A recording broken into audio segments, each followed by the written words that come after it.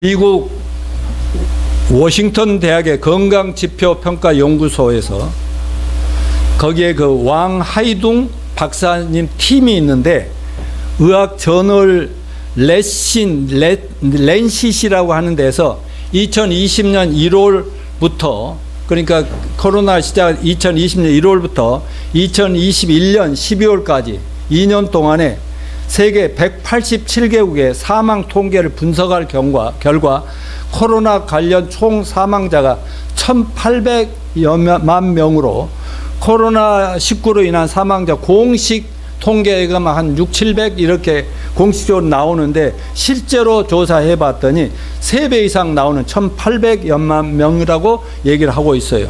그런데 여기 2020년 작년 한 해 건 빠졌잖아요. 그것까지 이제 포함한다면 과연 몇 명이라고 할지 나중에 이제 또 조사해서 서로 나누도록 하겠습니다. 그런데 WHO 세계보건기구를 자문그룹은 웹사이트에서 코로나19로 인한 직접적인 사망자 수치는 이 코로나 팬데믹으로 일으킨 광범위한 피해 거기에 좁은 단면만 보여주는 것이다 하는 거예요. 그러니까 사람 죽었다는 거니 조그만 문제고 엄청나게 세상에 큰 문제들이 엄청 일어나고 있다. 말하자면 굉장한 죽음보다 더한 위기들이 많이 있다는 것을 밝혔습니다. 여러분 잘 아시다시피 코로나 팬데믹이 뭐예요? 이건 전 세계적인 전염병 얘기죠.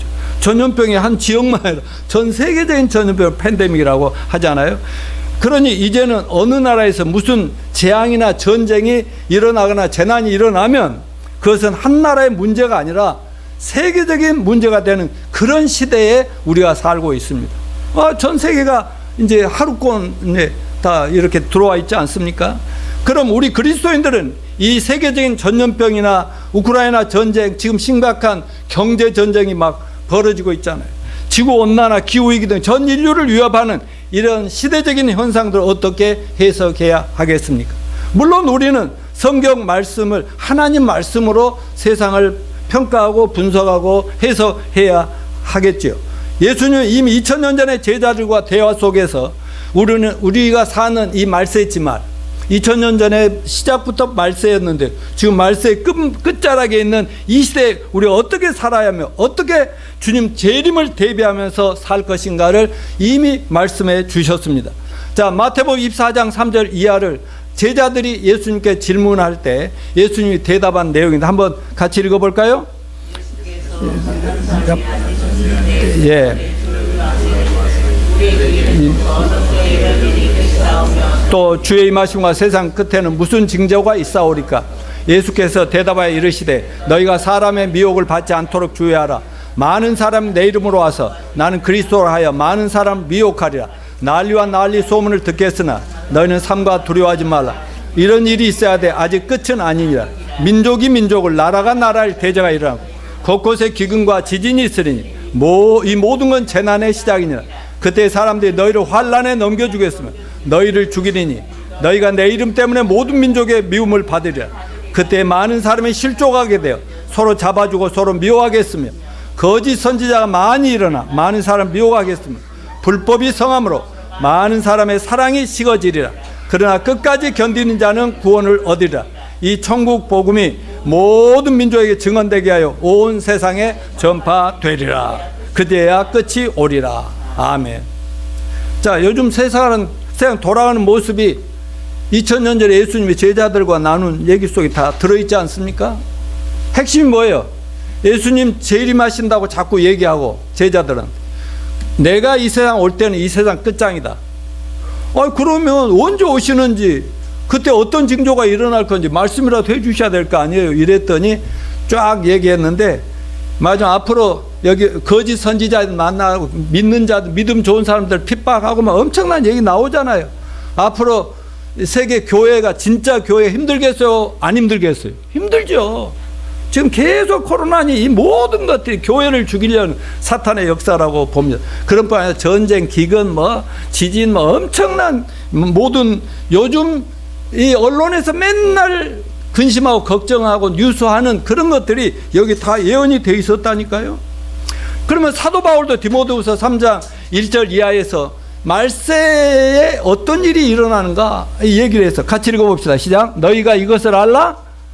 말세에 고통하는 때가 이르리니 사람들이 자기를 사랑하고 돈을 사랑하고 자랑하며 교만하며 비방하며 부모를 거역하고 감사하지 않으며 거룩하지 않으며 무정하며 온통함을 풀지 않으며 모함하며 절제하지 못하며 사나우며 선한 것을 좋아하지 않으며 배신하며 조급하며 자만하며 쾌락사랑이라 하나님 사랑보다 더하며 경건의 모양은 있으나 경건의 능력은 부인하는 자니 이 같은 자들에게서 네가 돌아서라. 이 말씀 설명 안 해도 이해되지요? 그럼 2000년 전에 벌써 사도 바울은 그 말세가 되면 예수님 오실 때까지 얼마나 세상이 고통스럽고 불신앙에 빠져들고 인간관계가 얼마나 처절하고 비참하게 이런 상황이 될 것이나를 분명히 얘기하고 있잖아요. 자, 그러니까 자기 사랑, 돈 사랑, 쾌락 사랑을 하나님보다 더 사랑한대. 그리고 막 경건하게 예배하고 하나님 잘 모시고 뭐 그런 것 같은데 실상 들어가 보면 경건의 능력은 전혀 없이 세상 안 믿는 사람 똑같이 사는 그런 사람들과 너희는 분명히 좀 달라야 되겠다. 달라집시다. 지난 3년간 코로나 팬데믹으로 세상을 일반 사람들이 상상을 초월한 대변혁을 겪고 있어요. 변화를 겪고 이러한 변화는 성경에 있는 말세지말에 대한 전 인류가 고통스럽고 두려운 인류 종말의 징조들이 하나하나 나타나는 현상인데 그중에 온 세상 갈수록 하나님을 멀리하고 세상과 세상적인 몰두하고 인류는 점점 자기중심주의, 하나님 중심주의, 신본주의에서 인간중심, 자기중심. 그래서 오죽했으면 인간 전부가 신이 된다니까. 근데 우리 교회에서는 내가 이렇게 몇십 년을 설교해도 설교의 신이라고 말을 안 해주네. 근데 안 들을수록 나는 더 좋아. 신은 한 분밖에 없는데 전부가 신이요. 웬만하면 다 신. 그래. 그걸 우리 뼈저리게 느끼고 있잖아요. 그리고 기독교 다른 종교를 놔두고라도 기독교 안에를 들어봐도 겉으로는 교회야. 멋지고 예배하고 막 사람들이 엄청나게 모여들어. 근데 요한계시록 2장부터 3장까지 해서 예수님께서 하늘에서 요한에게 다 보여주셨잖아요. 2장 3장은 이 인류 2000년 동안의 교회 시대의 7가지 유형으로 봤는데 마지막 말세지말에 교회 이름이 뭔지 손들어서 말해보세요. 무슨 교회? 라오디게아 교회. 거기 그 교회를 예수님이 이렇게 내려다보니까 사람들 엄청 모여서 경배하고 찬양하고 어마어마한 행사를 많이 하는데 예수님은 문 밖에서 나 좀 들어가자 문을 두드려 문도 안 열어주는 이런 껍데기만 교회가 얼마나 많이 있냐. 그런 현상이 지금 우리 눈앞에서 벌어진다고 있다는 것을 우리 모두가 기억해야 되겠습니다.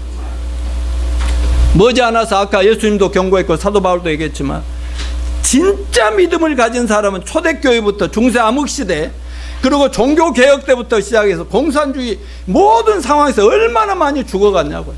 얼마나 많은 믿음을 지키는 순교를 당하면서 그래도 복음을 온 세상 여기까지 전파해 왔지 않습니까?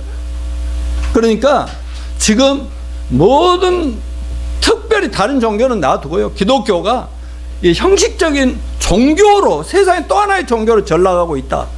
이런 것들을 우리가 예언하신 그대로 대강하고 있는 것을 통해서 하나님께 영광을 돌립시다. 또한 전 세계적으로 인류가 당하고 있는 전쟁, 기후위기, 자연의 오염, 훼손, 그 다음에 경제전쟁, 인구 구조의 문제, 이념 갈등, 젠더 갈등, 또 세대 갈등, 고령화, 저출산, 코로나 팬데믹 등의 고통과 사망은 앞으로 하나님께서 때가 되면 구원받은 진짜 하나님의 종들을 전부 자녀들을 불러 하늘로 피난시킨 다음에 대환란이라고 하는 무시무시한 이 마지막 인류 대심판을 쏟아놓을 것에 대한 예고편이다.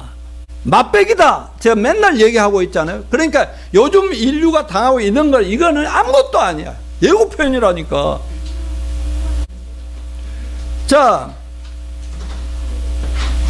그때 우리 그리스도인들은 어떻게 그런 상황에서 우리는 어떻게 이 시대를 살아가면서 주님이 맡겨준 사명을 가지고 세상을 구원하고 정말 인류를 구원하는 일에 동참할 것인가 이런 것을 성령님은 말씀을 통해서 계속 우리에게 전파해 주고 있습니다.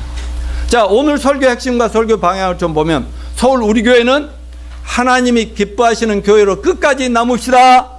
그러려면 세상 아무리 변화되고 세상의 모든 기독교 교회가 다 변질되더라도 우리 교회는 절대로 변해서는 안 되는 성경의 가르침과 성경적인 진리를 벗어나지 말고 교회와 신앙의 본질을 지키는 교회가 됩시다.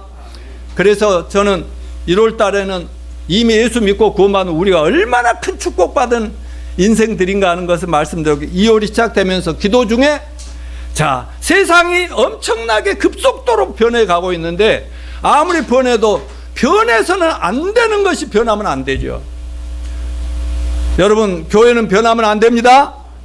또 우리 신앙도 변하면 안 됩니다. 성경이 안 변하는데 왜 우리가 변해야 돼요? 오히려 이 세상과 거꾸로 가면서 세상을 뒤집어 엎은 그런 사명이 우리에게 있지 않습니까? 그래서 저는 정말 기독교인들로서, 구원받은 성도들로서 우리가 반드시 지켜야 할 신앙의 본질과 교회의 사명 본질 같은 것들을 여러분과 함께 나누려고 합니다. 자, 오늘도 앞으로도 계속 하나님의 음성을 잘 들으시고 금년 한 해 우리 믿음을 견고하게 하고 교회가 누가 뭐래도 성경 그대로 가는 교회를 잘 세워나갑시다. 그리할 때 하나님께서 이미 예수님 믿음으로 구원받을 때 내려주신 하늘의 신령한 복이 우리 각자의 삶 속에서 충만하게 역사하여 다른 불쌍하고 죽어가는 영혼들을 살리는데 하나님 우리를 사용해 주시지 않겠습니까? 그래서 오늘 저는 첫 번째로 절대로 변해서는 안 되는 게 뭐냐? 성경은 변해서는 안 된다. 근데 사탄 마귀는 얼마나 성경이 많은 책 중에 한 권으로 이렇게 전락시키고 있는 무서운 시대거든요. 자, 우리는 이거 하나님 말씀인 거 믿읍시다. 이 성경이 어떤 책인가를 정확하게 알고 이 성경의 이 66권책의 핵심이 뭐고 성경이 어떤 의미를 우리에게 주고 있는지 공부를 해보도록 하겠습니다.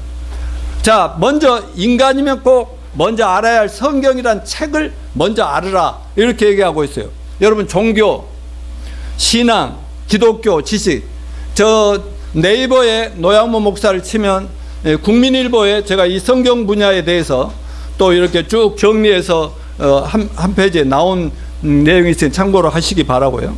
거기 보면 종교, 신앙, 기독교, 지식, 철학을 논하기 전에 역사적으로 최장기 스테디셀러다.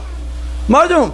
이 성경은 다른 책은 좀 팔리다가 끝나버리는데 이거는 끊임없이 팔리고 있어. 그리고 베스트셀러다. 사람들이 보든 안 보든 왜 이 책은 그렇게 끊임없이 팔리고 있냐 이거죠. 잠깐이라도 생각해 보거나 알아보는 것이 인생이 구원받는 지혜라고 믿습니다. 사도 바울은 디모데후서 3장 15절에서 아까 읽었죠. 네가 어려서부터 성경을 알았나니 성경은 능히 너로 하여금 그리스도 예수 안에 있는 믿음으로 말미암아 구원에 이르는 지혜가 있게 하느니라 라고 말씀했습니다. 내가 어려서부터 성경을 알았나니. 사도 바울이 친자식 이상으로 사랑했던 디모데는 여러 권의 성경도 썼죠. 그 위대한 예수님의 제자 중에 한 명입니다.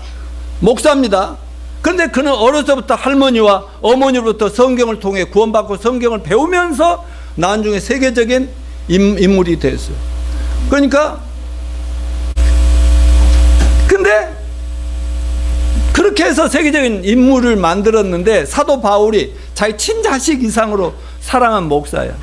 내 아들아, 영적으로 낳았다는 거지. 품었다는 거지. 그런데 뭐라고 그래? 네가 어려서부터 성경을 알았나니 그러면서 구원의 지혜가 있느니라. 여러분, 오늘날 교회라는 거 다니고 뭐 성경 읽는 사람들은 꼭 가난하고 무식하고 뭐하니까 나 어렸을 때처럼 뭐 교회 가야 뭐 좀 얻어먹고 뭐 그래서 다닌가요? 아니요. 정말 가난하고 못 배우고 의지하고 그 없는 사람이 아니라 잘난 사람들도 다 믿고 있잖아요. 읽고 있잖아요. 아니, 미국 대통령, 영국의 황제, 여왕들도 우리나라만 해도 이승만 대통령, 초대 대통령부터 시작해서 얼마나 여러 명의 그 대통령들이 이 자기 대통령 권력보다도 이 성경을 여기에 자기 목숨을 건 사람들이 있었다니까. 마지막에 나이가 들어 권력에 벗어나면 이것밖에 의지할 데가 없는 거예요.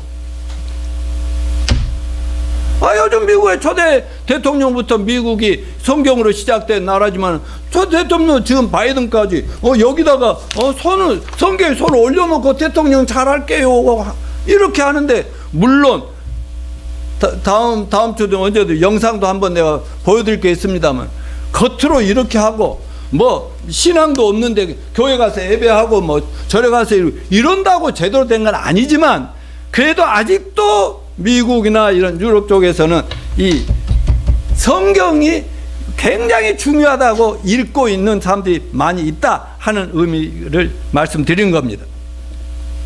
여러분, 중국, 러시아 같은 공산권에서도 어때요? 그렇게 너희들 예수 믿으면 죽어, 성경은 전부 불태워, 이렇게 했음에도 불구하고 어땠어요? 나중에 막 공산주의가 무너지고 보니까 지하에서 수억의 그 크리스찬들이 막 지하에서 예배를 드리고 막 서로 전도하고 이렇게 확산됐다는 거 아닙니까? 지금 러시아 공산주의 안에도요, 중국 안에도 크리스찬들이 굉장히 많이 있다는 것을 알아야 됩니다.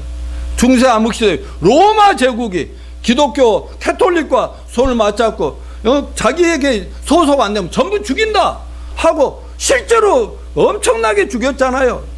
중세 암흑시대에 진짜 크리스찬들이 죽은 숫자만 해도 역사적으로 전부 죽은 숫자보다 더 많다고 이렇게 문헌들이 얘기하고 있지 않습니까? 그럼에도 불구하고 절대로 이거를 없앨 수, 막을 수 없는 것이 성경 하나님 말씀이라고 저는 믿습니다.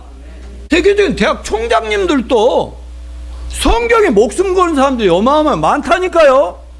지성인들, 학자들, 물론 요즘 갈수록 저 고대 어떤 교수 같은 사람은 성경을 우습게 여기고 성경 얘기를 하는데 성경을 얘기하는 엉터리를 하고 있는 이상한 그런 사람들이 많이 있지만, 그렇지만 성경만이 내 모든 것이라고 목숨을 거는 그런 학자들, 전문가들 굉장히 많다는 것을 기억하시기 바랍니다. 자, 그러면 이 성경이 어떤 책인가 오늘 본문을 중심으로 생각해 보는데, 먼저 넘겨준 성경은 다 같이 성령의 감동을 받은 사람들이 하나님께 받아 기록한 하나님 말씀이다.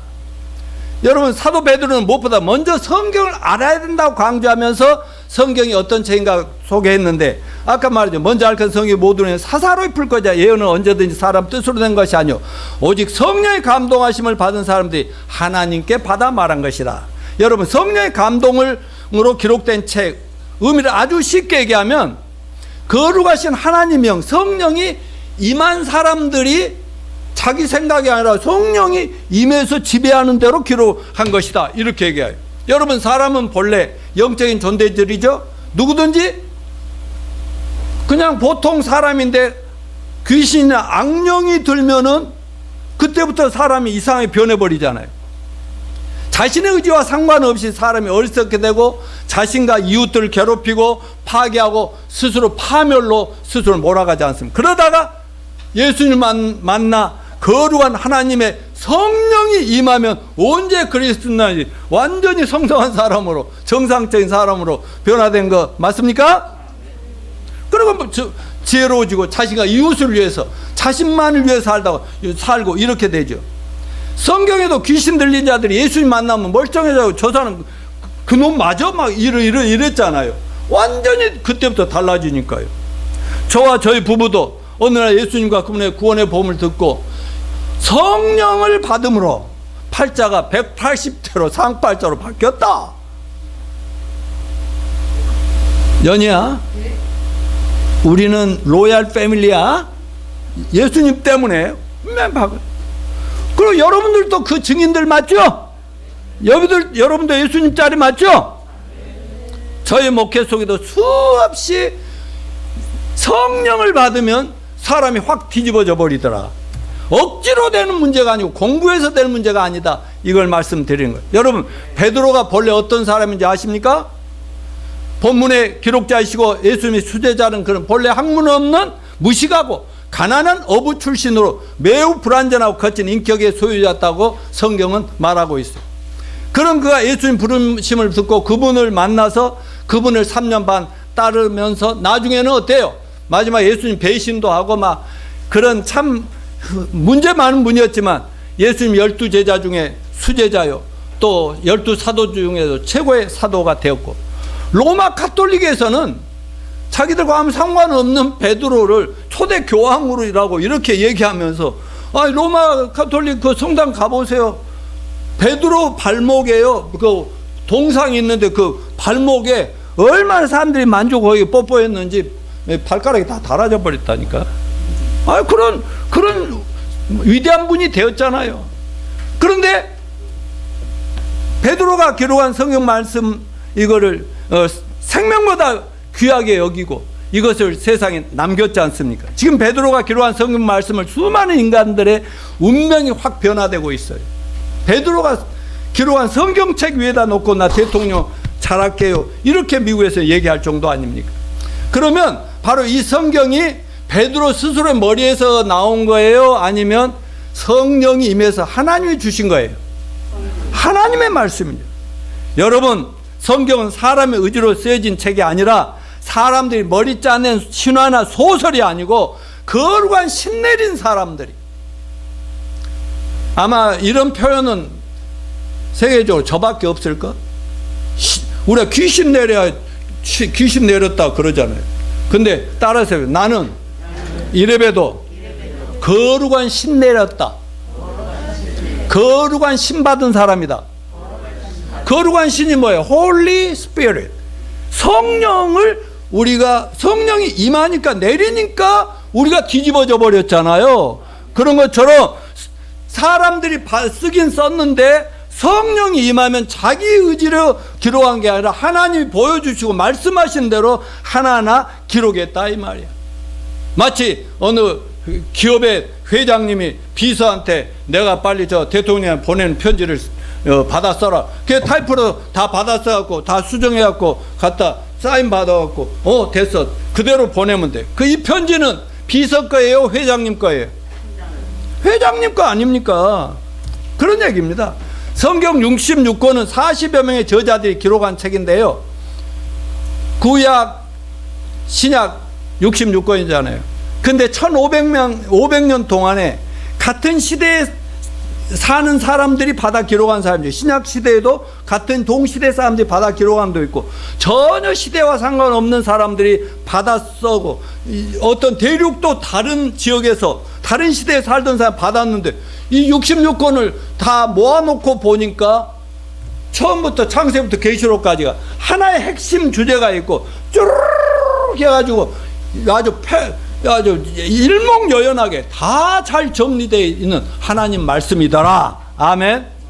말하자면 창조부터 시작해서 인류 역사의 완성까지 하나님의 그 창조 계획과 인류 역사를 어떻게 운영하시고 마지막에 어떻게 완성하고 끝낼까, 이 모든 것들이 쭉 기록되어 있는 것이 성경 말씀이다. 아멘. 그러면 여러분, 성경의 중심 주제가 뭡니까? 영생을 주시는 예수 그리스도가 중심이에요. 요한복음 5장 39절 다 같이 큰 소리로 읽어봅시다. 시작. 너희가 성경에서 영생 얻는 줄 생각하고 성경을 연구하거니와 이 성경이 곧 내게 대하여 증언하는 것이니라.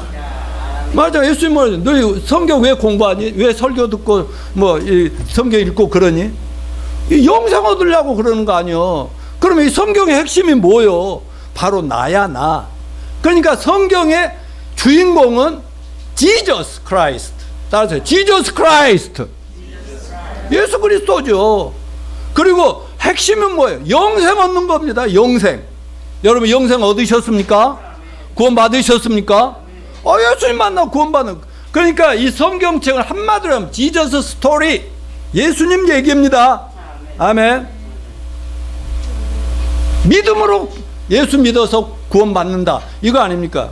그러므로 이 성경 속에서 예수 그리스도를 만나고 그분이 저와 여러분 온 인류의 죄악을 담당하시고 십자가에 죽으시고 부활하신 놀라운 구원의 복음을 발견하고 믿으면 누구나 저와 죄와 죄로 인한 저주와 사망에서 구원받고 영생 얻고 하나님의 자녀들의 정말 차원 높은 그런 인생을 살게 된다고 확신합니다. 자, 두 번째, 성경은 어떤 책인가? 성경을 제대로 알면 다 같이요, 사람과 세상의 미래가 보인다. 아까 베드로 후서 1장 21절에서 먼저 알건 성경의 모든 예언은 그랬죠. 또 예언은 언제든지 사람 뜻을 낸 거지, 성령의 감동하시고 이러면 사람들이 하나님께 받아 말하는 거예요. 예언은 자꾸 그랬잖아요. 자, 이 말씀하기 전에 베드로가 뭐라 했냐면, 누구든지 구원받으려면 무엇보다 성경이 어떻게 쓰여진 책이며 성경이 왜 하나님 말씀이라고 하는지부터 알아야 된다 강조한 다음에 성경의 예언을 강조하고 있어요. 예언. 자, 성경의 모든 예언은, 그런데 여러분, 예언이 뭐예요? 본래 신이 보여주시거나 말하는 대로 기록하거나 전하는 것이 예언이죠. 그리고 신이 내려주신 말씀을 전한다고 하는 사람을 선지자나 또는 선견자나 예언자들이라고 그렇게 말을 합니다.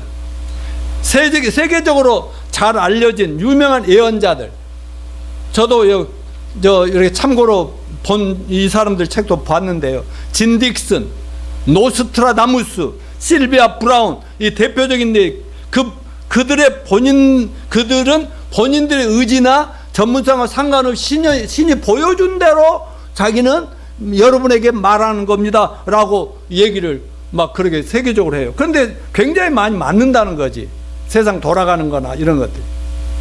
근데 이제 노스트라다무스 같은 경우는 거의 그 성경의 기본이 좀 있더라고요. 그러니까 결국 막 자기가 갑자기 뭐 하늘에서 뭐 이렇게 어마어마한 사람이 내려오더니 막 세상이 막 끝장나다, 이것을 자기 예언이라고 했다니까. 근데 그들도 가끔 틀린 경우가 있다고 공격을 하면, 자기가 틀린 게 아니라 자기 말만 하는데 그걸 잘못 해석하거나 잘못 설명한 그 결과라고 이렇게 막 주장도 하고 그랬습니다.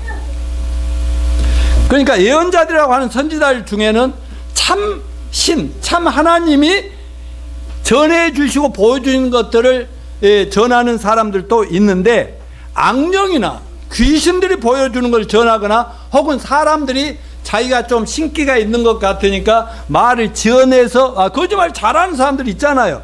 지어낸 사람들이 사람들을 속여 먹으려고 이렇게 하는 점쟁이, 무당, 영매, 그런 자들이 또 있지요. 거짓 선지자들이라, 거짓 예언자라고 이렇게 얘기하고 있습니다. 그러면 성경은 자주 거짓 선지자들을 조심해라, 그들이 아무리 신의 말씀을 전한다 하더라도 하나님의 그 성경이 이게 진짜 하나님 책인가 사람들이 쓴 책인가 하나라도 틀리면, 예언한 사람이요, 모세니 뭐 여기 뭐 디모데니 뭐 많이 있잖아요. 베드로 하나라도 틀린다면 그 사람은 그냥 돌로 쳐 죽이라고 구약에 그렇게 돼 있어요. 하나님이 기준을 내렸어요. 그러니까 이 성경은 나중에 전부 모아놓고 보니까 이미 선지자들이 하는 말씀 그 당 주대 다 이미 이루어진 게 있고요. 또 그들이 앞으로 우리가 사는 시대를 예언한 내용들이 있어요. 지금 예언이 이루어져 가고 있음을 믿읍시다. 앞으로 아직은 이루어지지 않았는데 이루어져야 될 요한계시록 어떤 부분들이 남아 있어요. 오케이? 요한계시록 4장부터 앞으로 나머지는 아직 이루어지지 않았어요. 그러니까 반드시, 그러니까 예언자들은 자기가 한 말이 이루어진 걸 보고 죽은 사람도 있고, 또 어떤 사람들은 못 보고 먼저 간 사람들도 있습니다. 그러므로 성경은 우리 모두가 절대적으로 믿어도 절대 뒤탈이 없을 하나님의 말씀이라는 사실을 믿으시기 바랍니다.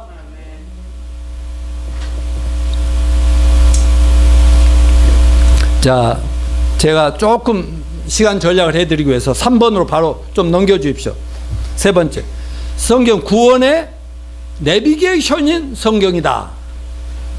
오늘 우리가 또 집중해서 드려야 할 말씀 디모데후서 3장 15절 17절인데, 자, 같이 읽어볼까요? 또 어려서부터 성경을 아는 성경은 능히 너로 하여금 그리스도 예수 안에 믿음으로 말미암아 구원에 이르는 지혜가 있게 하느니라. 아멘. 모든 종교는 인생의 구원과 착하고 의로운 삶의 길을 제시하며 사람들을 초대합니다. 그러니까 모든 면을 착하게 살자, 사이좋게 살자, 욕심 없이 살자, 남을 생각하면서 살자, 이런 면에서 모든 종교가 동일하다니까요. 그러나 사후 천국, 지옥, 그리고 지옥을 어떻게 피하고 영원한 천국에 들어가는 구원의 길, 이런 면에서는 하늘과 땅 차이라는 사실을 우리가 기억합시다. 기독교의 모든 종교는 자력 구원을 제시합니다. 따라서 자력 구원. 뭐요? 자기 힘으로 네 구원을 네가 이루어라 이거예요. 그러니까 인간은 누구나 죄를 범할수록 그 죄악은 바로 자신의 종교적 행위나 수양이나 고행이나 자선이나 기부나 봉사 등 선행이나 하나님의 십계명을 지키고 성경을 종교 법전을 읽으면서 율법을 준수하는 행위로 자신의 죄를 씻어서 죽을 때까지 구원을 네가 이루어 가라. 죽은 다음에 알아서 신이 해결하고 이렇게 하는 것이 자력 구원이죠. 그러나 성경은 인간은 절대로 스스로 힘으로 죄를 씻을 수 있다 없다. 예, 자기를 깨끗하게 변화시킬 수 있다 없다. 내가 여기서 맨날 우리 교인들에게 하는 얘기지만 따라서 합시다. 그놈이 그놈이더라. 그 인간이 그 인간이더라. 몇십 년을 봐도 그놈이 안 변해. 근데 나중에 어떻게 변하는가 뒤에 나옵니다만, 근데 본질적으로 타락했다. 그 말은 본질이라면 타고나서 죄가 그냥 가득 들어있는데 죽으면서 계속 퍼져나가지. 죄가 줄어드는 법 절대로 없다. 그것을 깨닫고 하나님께서 2000년 전에 보내주셨다는 예수 그리스도 성경으로 돌아오고 교회로 돌아와서 성경에 보니까 예수님께서 십자가에서 저와 여러분 온 인류의 모든 죄악을 다 뒤집어 쓰고 자기 목숨 하나 희생하면서 완전한 속죄를 이루셨더라. 아멘요? 완전한 속죄. 그러니까 너희들이 할 건 없어. 네가 할 일은 여태까지 하나님 등 돌리고 교회에 나오나 안 나오나 마음은 세상에 있고 죄악 속에 있는데 그 마음을 확 돌이켜서 하나님 나 잘못 죄인입니다. 이것이 회개야. 그리고 그 다음에 어떻게 하라고? 주 예수를 믿으라. 그리하면 그가 너와 내 집이 구원을 얻으리라. 아멘이죠? 그러니까 이게 막 하나님의 선물로 거저 주시는 것을 내가 믿음으로 아멘 감사합니다 하고 받는 거, 이거는 자력 구원이에요? 타력 구원이에요? 타력 구원. 타력 구원. 말하자 하나님이 다 만들어 놓고 이루어 놓은 거 우리는 뒤늦게라도 언제라도 듣고 깨닫고 믿기만 하면 내 것이 되니까. 내가 구원한 거예요? 하나님이 하신 거예요? 이게 타력 구원이다. 이렇게 말하는 것입니다.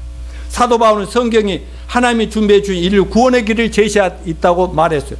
아까 디모데후서 3장 10에 내가 어려서부터 성경을 알았나니 성경은 능히 너로 하여금 그리스도 예수 안에는 믿음으로 말미암아 아마 구원에 이르는 지혜가 있게 하느니라.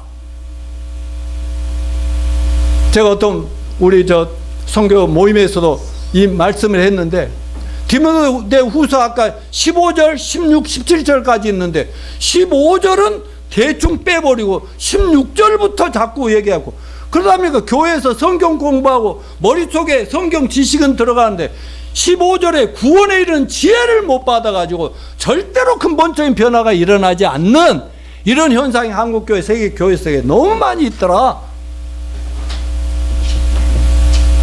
아까 얘기했어요. 우리는 죽었다 깨어나도 하나님의 특별한 총이 아니면 변화될 수 없습니다. 그러기에 하나님께서 우리를 위해 준비해 주신 구원의 길을 성경이 제시하는데 여러분 이 성경의 핵심 주인공이 누구라고 그랬어요? 예수님. 구약 성경은 타락한 인류의 구원을 위해서 내 아들 지저스 크라이스트 그리스도를 보내겠다는 게 예언이고 신약은 참 마태복음부터 예수님이 하고 얘들아 앙 하고 태어나는 거 그 얘기고 그리고 이제 예수님이 사역하시고 죽으시고 부활 이런 얘기가 쫙 나오지 않습니까? 그런데 마태복음 1장 21절에서 다 같이 읽어봅시다. 시작. 아들을 낳으리니 이름을 예수라 하라. 이는 그가 저희 백성을 저희 죄에서 구원할 자이심이라 하니라. 자, 예수 하면 죄에서 구원이라 이걸 절대 잊으면 안 됩니다. 복받고 잘되고 변화되고 가정이 좀 편한 이게 아니고요. 그러니까 교회를 다니는 목사님, 선교사님, 사역자들, 장로들 그런데도 내가 만나 상담을 해보면 여전히 죄는 많다는 분들이 너무 많아서 미치겠다고. 그러니까 내가 조용히 쉬고 조용히 살라 해도 살 수가 없어. 여러분 이게 기독교 예수 믿는 핵심이 죄에서 구원입니다. 그러면 우리가 뭘 믿어야 돼요? 예수님이 2000년 전에 저와 여러분 그리고 온 인류 우리가 태어나기 전 우리 모든 죄를 다 짊어지고 완전한 속죄 100% 완전히 우리 죄를 다 청산해버린 십자가의 죽으심과 사흘 만에 죽은 자 가운데 무덤에 살아나셨어요? 안 살아나셨어요? 부활이죠, 부활. 여러분 예수의 십자가의 죽으심을 믿으십니까? 그러면 부활한 것도 믿으십니까? 이거를 뭐라고 해요? historical fact라고 해. 역사적인 사실이야. 소설 쓴 것을 믿으라는 게 아니라 어떤 사람의 기가 막힌 산등성에서 뭐 하다 보니까 뭐 삘이 왔는데 여러분 사탄이 줄 수도 있고 귀신이 들 수도 있고 얼마든지 가능하다니까. 성경으로 와서 성경을 봤더니 바로 이거 역사적인 사실 이거를 제대로 알아듣고 믿으면 죄가 있어요 없어요? 죄사함 받습니다. 그리고 구원 받습니다. 아멘. 이게 모든 세상 종교와 우리 예수 진짜 믿는 그리스도인들의 차이점이라는 것을 아까 말씀드렸는데 이 차이를 우리가 창세기 3장을 가지고 잠깐 한번 또 짚고 넘어갑시다. 창세기 3장에 오면 뱀이 이렇게 유혹해 가지고 결국 아담과 하와가 범죄했잖아요. 그렇게 나서 죄 짓고 나서 하나님 음성이 들리니까 그렇게 평소에는 하나님 막 발자국 소리만 들려 웰컴 하나님 하나님 할아버지 어서 오세요 뭐 예를 들어 이랬을 수 있는데 그런데 갑자기 하나님 오니까 범죄한 다음부터는 막 부끄럽고 창피하고 나무 뒤에 숨고 그랬잖아요. 그래가지고 그들이 하나님 앞에 좀 나서 보려고 후닥당 한 짓이 뭐예요? 무화과 나무 이파리를 뜯어서 자기 부끄러움을 가리더라. 무화과 나무 옷을 해 입었잖아요. 이게 뭐냐면 타락한 다음에 하나님을 잃어버리고 천국도 잃어버리고 영원한 영계가 안 보이고 이 눈에 보이는 세상 속에 불안하고 두려우고 떨리니까 막 죄책감에 두려움에 어쩔 줄을 모르겠는데 왜냐하면 예수님 말씀을 하나님 말 기억은 하죠. 너 따먹으면 너 죽는다. 그날 죽어버렸잖아요. 미치겠어. 그래가지고 이거를 딱 가렸잖아요. 이게 이 세상 타락한 인간들이 만든 종교의 근원이라고 사실을 알아야 됩니다. 이 세상에 수많은 종교가 있어요. 근데 그 종교의 본질이 뭐냐면 인간의 그 죄로 인한 불안과 두려움, 죽음에 대한 공포 이걸 처절하게 이걸 어떻게 막아볼까 벗어나볼까 하는 몸부림친 결과로 만들어진 게 종교라는 것을 기억하시길 바랍니다. 믿어지십니까? 그런데 하나님이 딱 나타나셔서 뭐라고 그랬어요? 에덴 동산 너 뭐하고 왜 어디 있냐고 그랬더니 무섭고 부끄러워서 숨었습니다. 이렇게. 그럼 네 앞에 가린 건 뭐냐고 그랬더니 부끄럽고 창피해서 가렸어요. 하나님 보기에 부끄러웠어요. 그래서 하나님 어때요? 그거 다 뜯어버렸죠? 다 보인다. 다 보여. 다 벗겨. 그리고 나서 창세기 3장 21절에 뭐 했어요? 깨끗한 양을 잡아서 그 속을 다 빼내고 가죽을 딱 말려서 가죽옷을 해서 하나씩 다 입혀줬잖아요. 그래 가죽옷을 지어 입히시다. 이 가죽옷이 뭘까요? 앞으로 타락한 인류 아담과 하와의 후손들 이 죄인들이 앞으로 그들의 구원을 위해서 내 아들을 세상에 보내가지고 그가 너희 때문에 죽은 이 양처럼 그분이 죄 없는 그분이 죄 많은 너희를 위해서 죽으실 것에 대한 예표 그림자 그걸로 보여주신 것이다. 그러면 그때부터 구약은 맨날 짐승이 죽어가는 그 내용이잖아요. 그러다 마태복음 1장에 예수님 딱 탄생하시면서부터는 이제 유대인들은 지금도 제사 드리고 있지만 저희는 제사 드려요 안 드려요? 안 드리지 않습니까? 그때부터 주 예수를 믿어 그리하면 너와 내 집이 구원을 얻으리라 그랬어요. 자, 네 번째 이 성경은 어떠냐? 선한 일을 할 수 있는 온전한 사람을 만드는 책이다. 자, 디모데후서 3장 16, 17절 다시 한번 읽어볼까요? 시작. 모든 성경은 감동을 내고 교훈과 책망과 바르게 한 것 의로 교회가 유익하니 이는 하나님의 사람을 온전하게 하며 모든 선한 일을 행할 능력을 갖추게 하려 함이니라. 그러니까 15절에서는 예수를 믿음으로 구원에 이르는 지혜를 얻고 나면 16절에 또한 모든 성경은 어떤 역할을 하냐 이렇게 얘기했잖아요. 여러분, 구원받은 것은 우리 얘들이 태어난 거죠. 태어난 다음에 성숙하고 성장하고 어른이 돼서 사람 노릇을 해야죠. 하나님도 너희가 구원을 받았으면, 거듭났으면 하나님의 말씀을 가지고 너희는 영적으로 성숙하고 변화를 받아야 된다. 그러면 여러분, 우리 변화의 최종 목표는 누구 닮아가는 거예요? 아니, 노양모 닮으라니까. 이렇게 우리 교인들은 이렇게 좀 이상해요. 근데 여러분이 맞았어. 나도 내 아내도 아직도 멀었다고 하면서 예수님 좀 더 닮아가려고 몸부림 치고 있는 거예요. 근데 여러분, 몸부림 치고 결심한다고 운전하고 막 가다가만 확 끼어들면 성질 나요, 안 나요? 난 나버려. 자기는 너무 훌륭해서 화 안 나죠? 어떻게 하세요? 이러십니까? 나는 아직 안 돼. 그냥 아직 멀었다고 계속 하나님이 나를 깨우쳐 주잖아요. 자, 저도 어려서부터 20년 이상 교회는 기본이고, 청소년 때는 내 첫사랑, 짝사랑하는 첫사랑이 캐톨릭 그 가정이 다니니까 그애 한번 보려고 몰래 캐톨릭도 다니고, 또 우리 집이 유달산 밑에라 절들이 여기저기 많이 있어서 그 절은 우리 집이요. 언제나 거기는 우리 집과 같아. 그렇게 하면서 아무데나 가면서 저라고 빌고, 교회 가면 예수님 하나님 하고, 이렇게 살았던 내가 1979년 4월 11일 그 목사님하고 성경 놓고 2시간 정도 이 죄에 대해서, 내 죄의 결과에 대해서, 그러면 어떻게 하라고요? 했더니 죄를 어떻게 청산하고 깨끗하게 하느냐. 성경에 다 있더라고요. 근데 왜 목사님들이 나에게 한 번도 나한테 개인적으로, 야 이놈아 이리 와봐, 네 죄덩, 네 교회 몇 년 다녀, 얘 지금 15년 다녀, 20년 다녀, 근데 왜 이렇게 죄가 많냐고. 그러니까요, 그게 힘들다고. 이렇게 해서, 그러면 이렇게 죄를 씻는 거야 임마, 가르쳐 준 적이 없어. 상담을 요청해도 안 돼. 그런데 하나님이 특별한 역사 속에서 어떤 분을 만나게 했어요. 그분은 내가 모셨다니까 나 좀 가르쳐. 그랬더니 쫙쫙쫙 펴서 날 진단하고, 너 죄가 많구나. 그럼 어떻게 하는데? 이렇게 돼 있잖아. 그러면서 예수님의 십자가 죽으신 부활을 확실하게 얘기해 주니까 내가 그날 죄가 한 방에 다 깨끗하게 청산되었습니다. 그리고 구원받았습니다.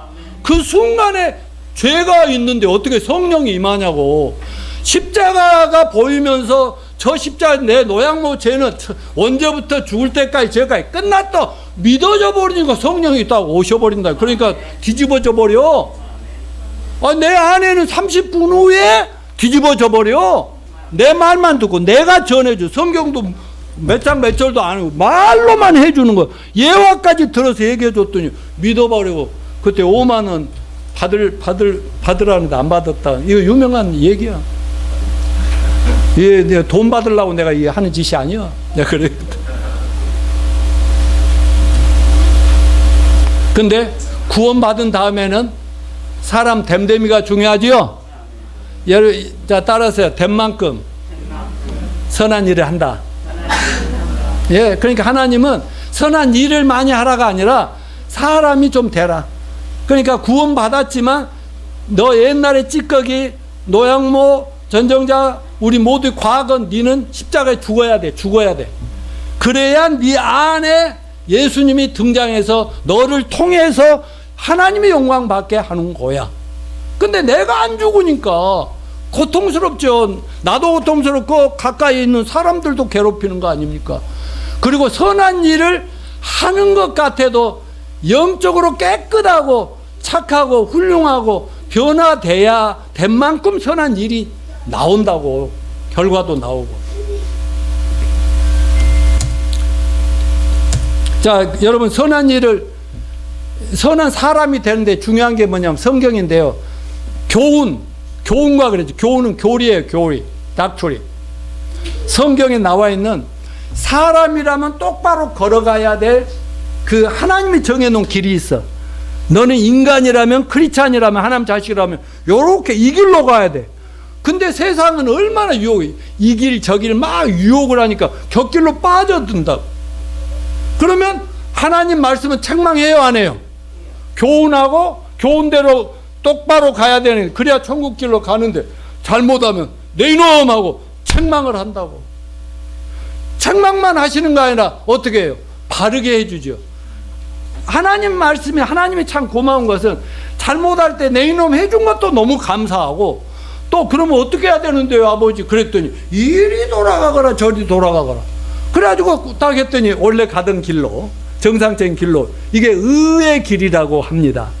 따라서 교훈과 책망과 바르게 함과 의의 교육, 이렇게 하면서 사람은 수시로 딴 길로 잘못 빠졌다가도 원래 길로 돌아오고, 구원받았기 때문에 성령이 있고 말씀을 사모하고 가까이 하니까 변화되면서 점점 덜 빠져들어가죠. 빨리 돌아오죠. 잘못 순간 판단했다 빨리 제 길로 돌아오면 하나님이 책임지고 우리를 기쁘고 행복하고 룰루랄라 하면서 운전하며 여행을 한다.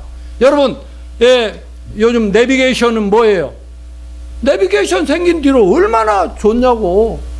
전에 나 미국에 있을 때는 LA에서 서부에서 동부까지 차를 빌려갖고 내 아내를 태우고 갔는데, 그때는 내비게이션 없어. 그러니까 떠나기 전에 그 지도 공부 다 해가지고 또 어디까지 가도 또 엉뚱한 데로 갔다 또 가고 이랬는데, 요즘은 딱 눌러놓으면 어때요?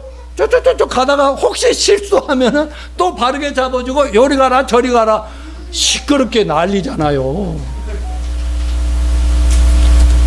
말씀의 인도를 잘 받읍시다. 마지막으로 오늘 이 말씀에 대해서는 다 끝내려고, 히브리서 4장 12, 13절에 나를 진단하고 치유하고 회복시켜 주시는 것이 성경 말씀이다. 하나님의 말씀은 다 같이 한 번만 읽어볼까요? 하나님 말씀은 살아있고 활력이 있어 좌우에 나선 어떤 검보다도 예리하여 혼과 영과 및 관절과 곤수를 찔러 쪼개기까지 하며 또 마음의 생각과 뜻을 판단하느니 지으신 것이 하나도 그 앞에 나타나지 말음이 없고 우리의 결산을 받으실 이의 눈앞에 만물이 벌거벗은 같이 드러나느니라. 여러분, 사람이 몸이 아프고 힘들면 어디요? 병원에 가서 여러 가지 진단을 받고 검사하고 사진 찍고 이렇게 하고 나중에 처방 받고 약 얻어먹고 수술을 하든지 이렇게 하잖아요. 근데 육체의 질병보다 더 고통스럽고 불행한 인생의 아픔은 어떻게 해야 되냐? 따라서 해보십시오. 성경으로 돌아가자. 성경으로 들어가자. 성경 안에서 예수님과 하나님이 해놓으신 이 말씀을 통해서 내 병의 원인이 뭔가를 발견하고 진단은 정확하게 해줍니다. 자, 성경은 엑스레이와 똑같다. 세상에 그 어떤 엑스레이, 최고의 엑스레이, 우리 큰 사위가 지금 암을 진단하는 세계 최고의 엑스레이를 지금 만들었잖아요. 거기 한번 찍으면 정확하게 입체적으로 AI로 이렇게 찍어버리면 병이 어디란가 알게 되잖아요.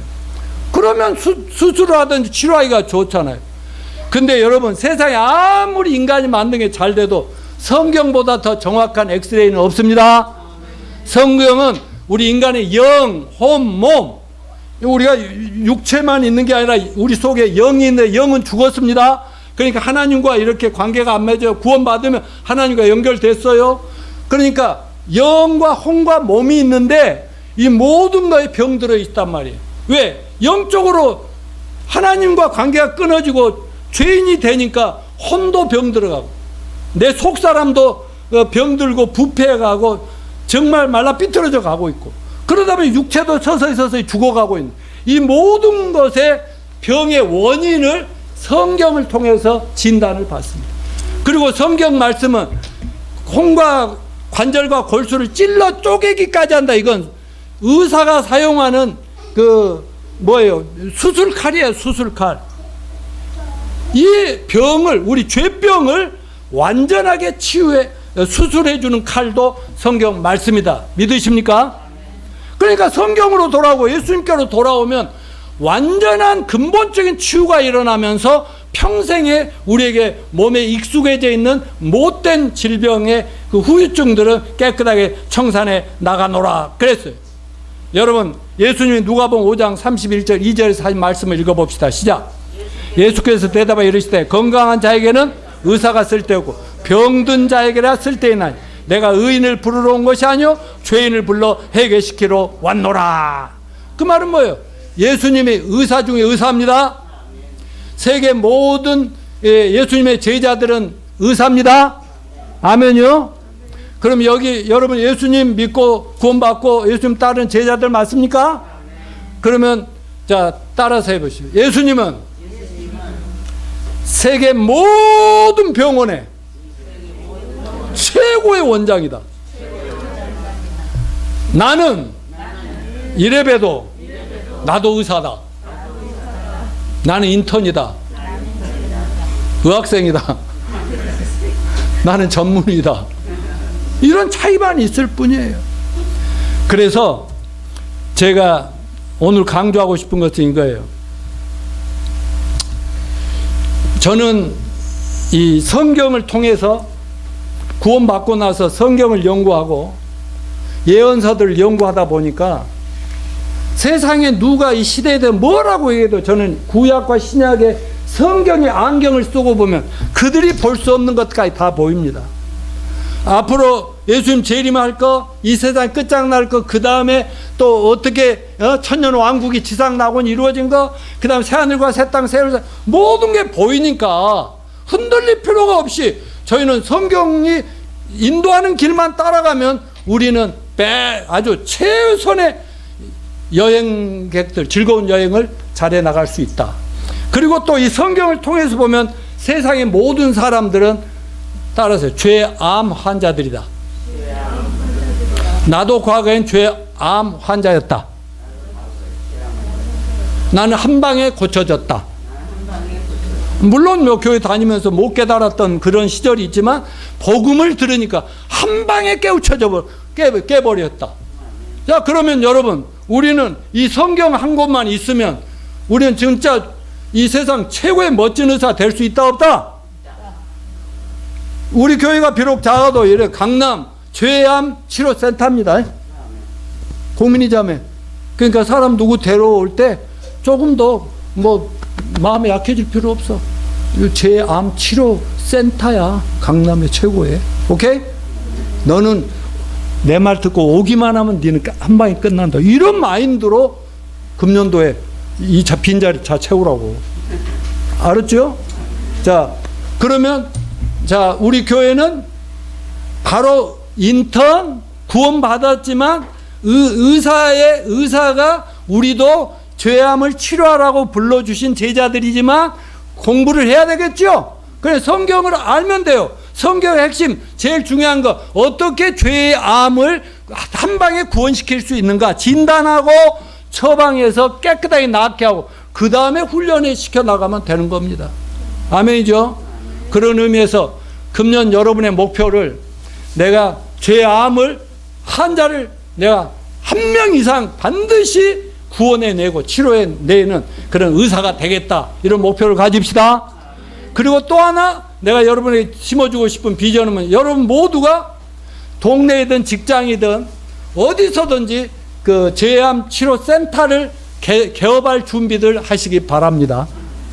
호주에서도 죄암 환자 많이 이미 시작했지만은 저 목사님 미국 가서도 거기도 제자들 세워놓고 한국에도 세우시고 이렇게 해가면서 죄암 센터를 치료해가지고 금년에 정말 천하보다 귀한 한 영혼을 죄암으로부터 구원해서 그들도 또 죄암 치료 원장이 되고 센터를 만들고 이게 이제 지역 모임이고 가정 교회고 뭐 이런 셀이고 목장이고 그런 거 아니겠습니까? 그래서 우리는 이미 구원받은 것을 감사하면서 더 말씀에 집중합시다. 아침마다 보내는 큐티에 집중합시다. 그리고 집에서 틈나는 대로 설교도 듣고 또 듣고 하면서 여러분 것 만드십시다. 그래서 여러분 모두는 설교도 할 줄 알아야 됩니다. 진단도 할 줄 알아야 됩니다. 처방에서 수술도 할 수 있어야 됩니다. 그렇게 하기 위해서 주님께 오늘 힘을 달라고, 성령의 지혜와 능력을 달라고 기도하십시다.